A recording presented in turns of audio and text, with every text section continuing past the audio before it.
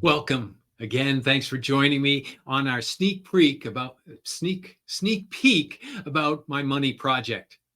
Thanks for being here. And I appreciate your comments, your feedback, and your information that you're giving me to help me refine this project. And what I want to do ultimately have is an informative, enlightening, and perhaps even transformational message through books, presentations, workshops, and so forth. I've had a question that is really looking or questioning about this cycle that I keep talking about. What is this cycle, this thing that we keep engaging in as human beings? Our societies evolve through this, what I term as a power cycle. It's about an 80 or 90-year cycle where we start off, we have power is more clearly distributed amongst the people. But over time, that power begins to concentrate and congregate in a few hands. Once that happens, then power is concentrated. We There's this idea, and you've heard this before, the adage that power corrupts and absolute power corrupts absolutely. I heard this week someone said to me, it isn't that power corrupts, it's that corruptible people are attracted to power. It's just kind of turning that power corrupts on its head. But in either case, what ends up happening is power concentrates, and it concentrates for a lot of reasons, which I've talked about some of those before. But what I want to do is take you through this cycle, the 5 steps of this cycle, and how we see it from an economic standpoint. Fundamentally, what we do as human beings is we are in this arena of time and space. In this real world, it's a material world, and in our animal nature, we compete. So what is it that we do? At first, our competition is a survival of the fittest, dog eat dog, every man for himself, struggle to survive. Well, eventually, we create a circumstance, or we have an enlightening moment, a revelation, if you will, where we recognize there is a better way. Rather than fighting it out, rather than competing for bits and scraps, we can, in fact, connect, collaborate, and create something great. So we stop competing, we stop fighting, and we start to connect, collaborate, and create those products and services that we know as the foundation of an economy. We build good stuff for each other.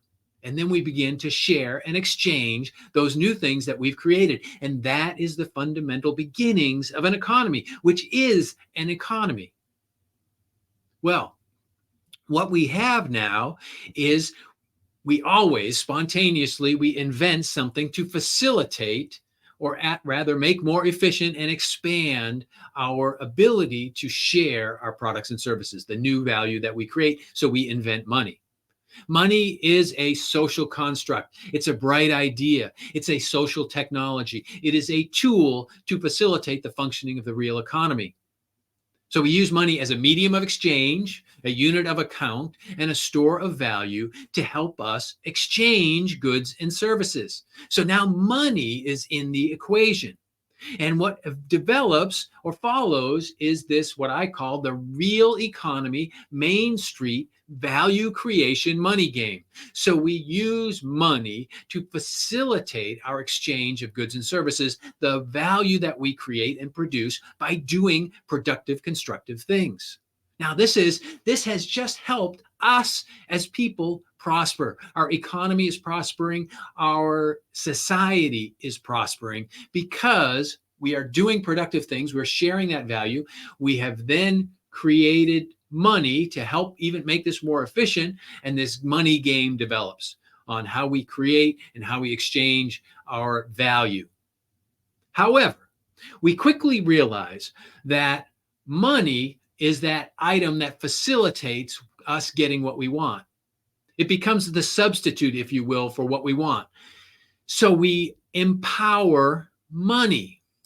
So once we empower money, we recognize the game is shifting. The game is changing. It's not about creating value and bringing value to the marketplace anymore. It's about acquiring money.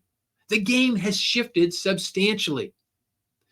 So we have this new thing, this new invention that we now have empowered. We have empowered money. Once we have empowered money, the ambitious and the cunning realize that money can be used both as a tool, but it can be used as a weapon. It can be used as a tool or in this case, a weapon to manage, manipulate, control, dominate, enslave people.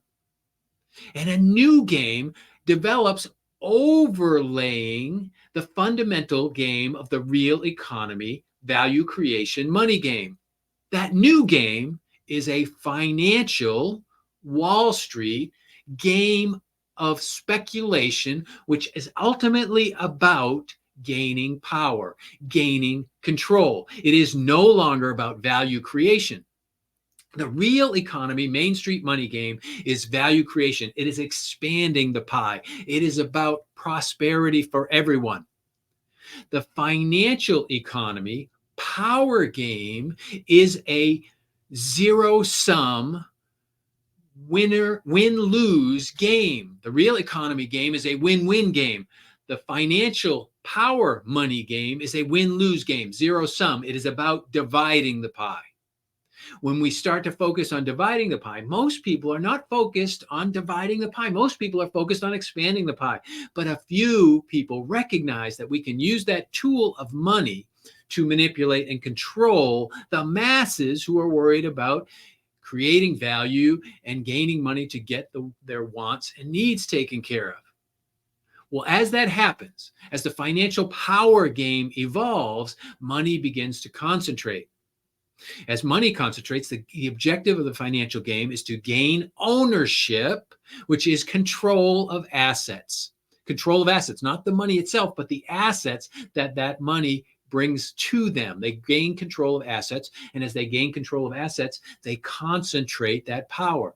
That power ultimately is control of people. That's the end state. The more money you have, the more power you have, the more potential power you have to control people. We do this repeatedly over and over and over again. Those 5 steps. We stop competing, we get smart, that we can create value and we can prosper together. So then we invent money to help facilitate and increase the speed of that process. A new game develops, what we call the real economy, value creation money game.